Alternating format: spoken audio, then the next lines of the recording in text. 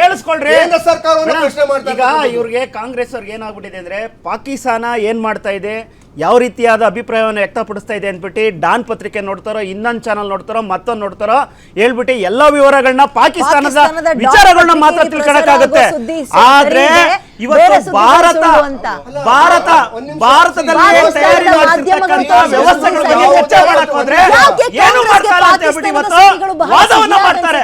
ಇವತ್ತು ಕಾಂಗ್ರೆಸ್ಸಿನ ಮನಸ್ಸಿದೆ. ಒಂದ್ ನಿಮಿಷ ವಿದ್ಯಾ ಮೇಡಮ್, ಒಂದ್ ನಿಮಿಷ. ಇವತ್ತು ಇದಕ್ಕಿಂತ ಮುಂಚೆ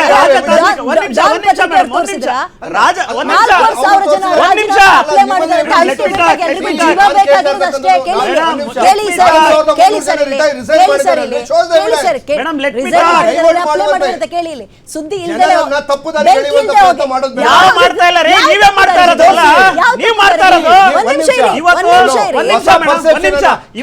ರಾಜತಾಂತ್ರಿಕವಾಗಿ ಏನೆಲ್ಲ ಅವ್ರಿಗೆ ನಿಬಂಧನೆಗಳನ್ನ ಹಾಕ್ಬೋದು.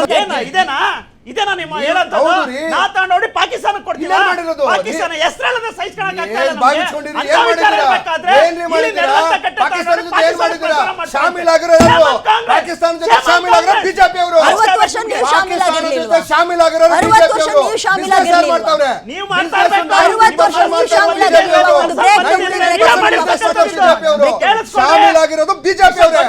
ಕೇಳಿಸ್ಕೊಳ್ರಿ.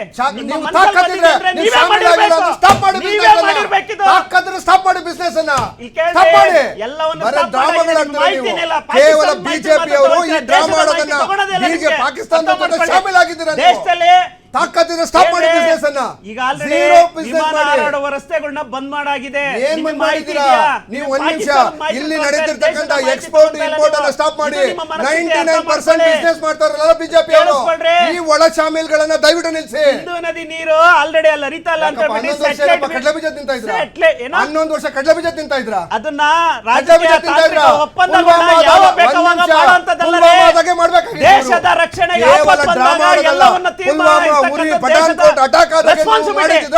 ಅವಕಾಶ ಬಂದಿದೆ, ಮಾಡಿದೀವಿ. ಮುಂದೇನು ಏನ್ ಬೇಕಾದ್ರೂ ಮಾಡ್ತಾರೆ. ಅರ್ಥ ಮಾಡ್ಕೊಳ್ಳಿ. 11 ವರ್ಷದಲ್ಲಿ 75